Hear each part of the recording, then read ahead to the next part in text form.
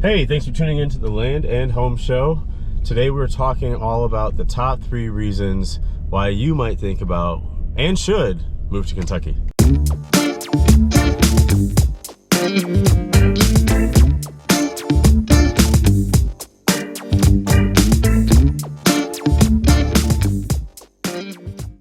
Hi, I'm Stephen J.B. Davis, your land specialist and residential realtor. I am leaving a showing right now in, well, I'm not really sure what county I am because there seems to be a little bit of discrepancy, but maybe Rockcastle, maybe Garrard, not totally sure, but showing some really awesome clients of mine some land and headed to have a pour or two of bourbon with some bourbon friends. Anyway, this video I want to make just because I was thinking just about the benefits of why someone would enjoy living here or should move here or should own property here. There are a lot of reasons why I live in Kentucky, and we won't go through all those because that's a little bit more personal. But from a real estate perspective, the reasons why you might live in Kentucky, numero uno, is the location. Kentucky is centrally located in such a way that whether you're driving or flying, you can be a lot of places of interest in the United States. Flying wise, we have 3 airports. We have an international airport in Louisville. That's about an hour and some change from Lexington. We have an international airport, the Cincinnati airport. I know you might say, Stephen, well, Cincinnati is not in Kentucky. Very astute of you. But the Cincinnati airport is actually in Kentucky. It's in Covington, Kentucky, just across the river from Cincinnati. That's an hour and some change from Lexington. And then Lexington proper has a regional airport.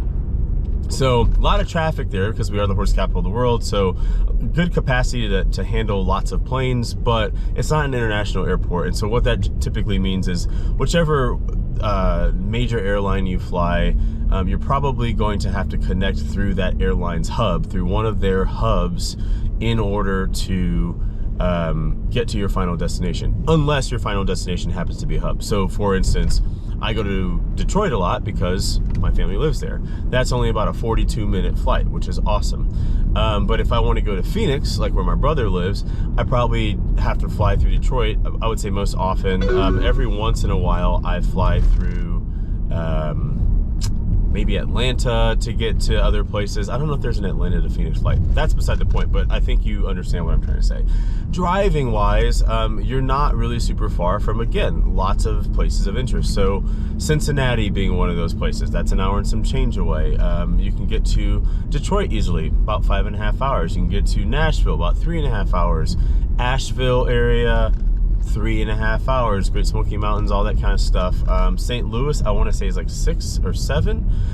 Chicago, I think 6, although there's a time change for those last 2 I just said. But you can drive a lot of places, and even a lot of people that I think they call themselves half-birds, where they go down to Florida from Kentucky for the winter time, even though our winters aren't that bad.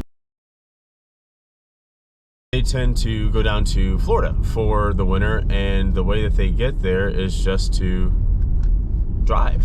Granted, when you're going to be somewhere for several months, driving is not that big of a deal. But I know a lot of people that will drive to Florida for a 4-day weekend or something like that.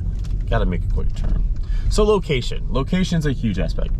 Number 2 is that we have a lot of water. Now, it's not Michigan, where you've got, you know, the largest, deepest lakes in the world, and it's not an ocean, but we have so much running water, streams, creeks, river systems that run through Kentucky, that whether you like to fish or boat or houseboat, in the case of a lot of our lakes, all of our lakes are pretty much man-made, but I think Lake Harrington might be the houseboat capital of the world, I want to say, or at least of the United States.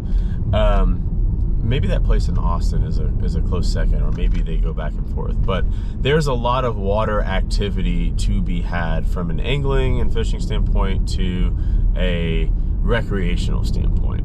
I need to get some directions home. I am very turned around. I came in one way yesterday to preview the property.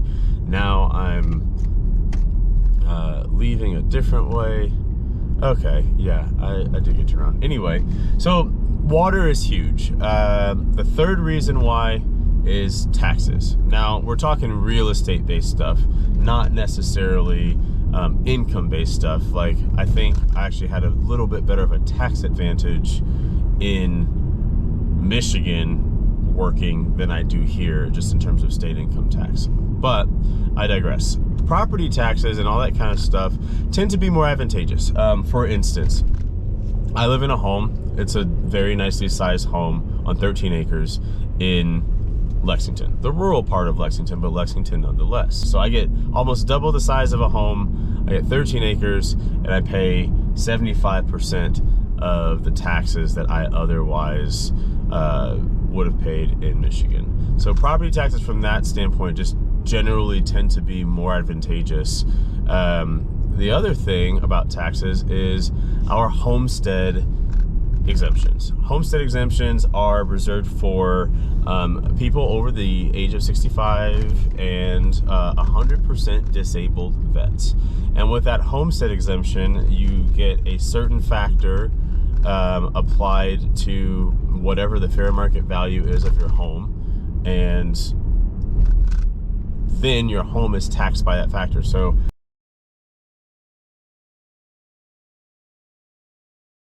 again, this is all very theoretical because I cannot think of what the multiplying factor is. But now, instead of being taxed on $200,000 for a homestead exemption, you're taxed on $180,000 for your homestead exemption.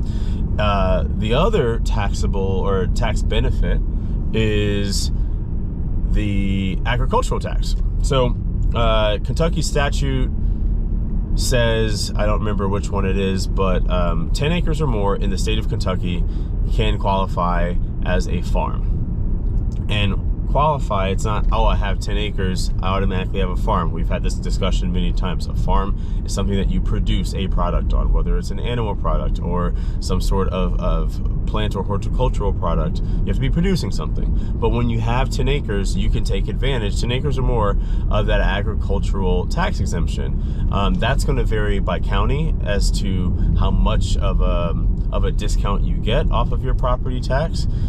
10 acres or more allows you the ability to use your property agriculturally and get an exemption. Obviously, you can have a chicken coop, you know, in city limits here, and you can, you know, raise those chickens on a half an acre. What you will not be able to do with that half an acre and raising chickens that you might even be selling is get an agricultural exemption. So you need that 10 acres or more, and then you need to be raising some sort of agricultural product. The other thing that you could do tax-wise is once you have agricultural activity on a qualifying farm, you get a 6% sales tax exemption. And guess how much our sales tax is? 6%. So basically everything that you do for that farm, voila, you don't pay sales tax on it. You get to get that credited back to you at the end of the tax year or whatever.